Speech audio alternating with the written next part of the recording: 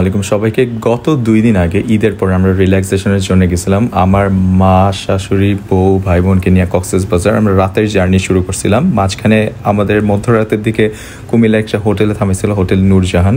20 মিনিটের মতো ব্রেক দিছিল নিচে, মানে সবাই খাওয়ার জন্য। তো যেহেতু রাতের বেলা ছিল তেমন কিছু খাওয়ার পছন্দ হচ্ছিল না। লাস্টে আমরা নিয়েছিলাম আমার বউয়ের জন্য চা নিয়েছিলাম, তারপরে আমরা নিয়েছিলাম বার্গার, স্যান্ডউইচ, এগুলোই হালকা খাবার।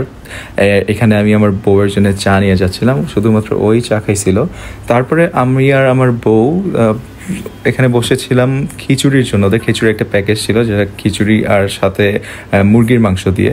আমি সেটা নিয়ে তারপরে গাড়িতে ওঠার পরে মধ্য রাস্তায় খাইছিলাম। খিচুড়ি খাওয়ার পর একটা ঘুম দিয়ে সকালবেলা ঘুম ভেঙে দেখি যে আমরা চিরাং চলে আসছি, মানে কক্সবাজারের কাছে চলে আসছিলাম। তারপর আমাদের যে হোটেল বুক দেওয়া ছিল এই হোটেলের কাছে ডাইরেক্ট চলে গেছিলাম। আমরা চলে আসলাম আমাদের হোটেলে। পিছে আছে আমার বউ। আমরা আসলে একটু পরে বিচের ওই দিকে যাবো। বিচে যাওয়ার আগে আমরা এখন যাবো হলো খাইতে, কারণ এখন যে হোটেল আছে হোটেলের নামটা বললাম না। এটার উপরে ছাদে নাকি ওদের রুফটপ সুইমিং পুল আর হলো রুফটপ ব্রেকফাস্ট আছে, যেটা ইনক্লুডিং ব্রেকফাস্ট। তাহলে আমরা খাই আসি। সকালের নাস্তায় আমরা নিয়েছিলাম রুটি, ডিম ভাজি আর ডাল দিয়ে একটা ভাজি। আর এখানে আমরা সবাই একই টাইপের খাবারই নিয়েছিলাম। আমি আর আমার বউ শুধুমাত্র চা নিয়েছিলাম খাওয়ার পরে। আর খাওয়া শেষ বিচে যাব না তা কি হয়। তারপরে আমরা সবাই মিলে বিচে গেছিলাম। বিচে যে অনেকক্ষণ থাকার পরে আমি আর আমার ছোট ভাই বাদে সবাই পানিতে নামছিল পা ভেজানোর জন্য। অনেকক্ষণ ওখানে থাকার পরে আমরা চলে আসলাম আবারও হোটেলে। আমরা হইলো একটু আগে ঘুমাই গেছিলাম। তো আমি আর আমার বউ একটা আলাদা রুমে আছি। আমরা যাইতেছি, এখন বাজে কয়টা আখি? 3টা বাজে। এখন 3টা বাজে। আমরা এখন যাইতেছি, আমার বউ পিছে আছে। আমরা এখন যাবো হলো দুপুরের খাবার খাইতে। ওইদিকে সবাই আছে, ওদের রুমটা আলাদা। হ্যাঁ দিছে।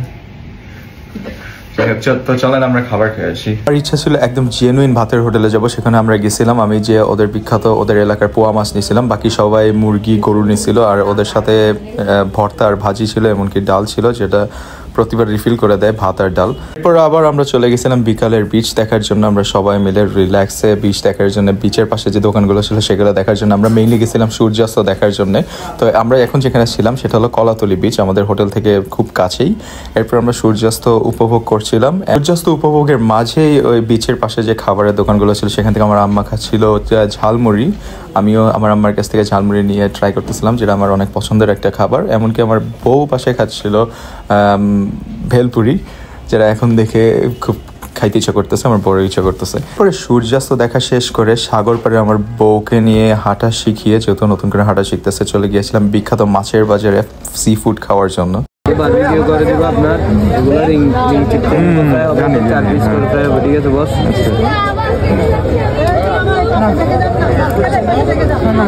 রাখবেন কত ভাই? রাখার জন্য বললাম, নাহলে একটা কোরালের দাম অনেকে 1500 বলে। আপনার যত জানি ভাই, জেনে বল করে বললাম আর কি। আপনি 1500, আপনি এটা বারবিকিউ করেন আর এই দুইটা ফ্রাই করেন। তারপর আমরা এই মাছগুলো মাত্র 700 টাকা দিয়ে নেই, যেটা স্বাদ ছিল খুবই বেসিক লেভেলের, খুব আহামরি সাধনা। আমার কাঁকড়া, কোরাল মাছ। তারপরে আমি আর আমার বউ সহ আমার মা এবং সবাইকে নিয়ে আমরা চলে যাই রাতের সমুদ্র দেখার জন্য, কারণ এরপরে আমরা রাতে চলে গিয়েছিলাম। ভিডিওটা যদি ভালো লাগে তাহলে অবশ্যই কি করবেন জানি না।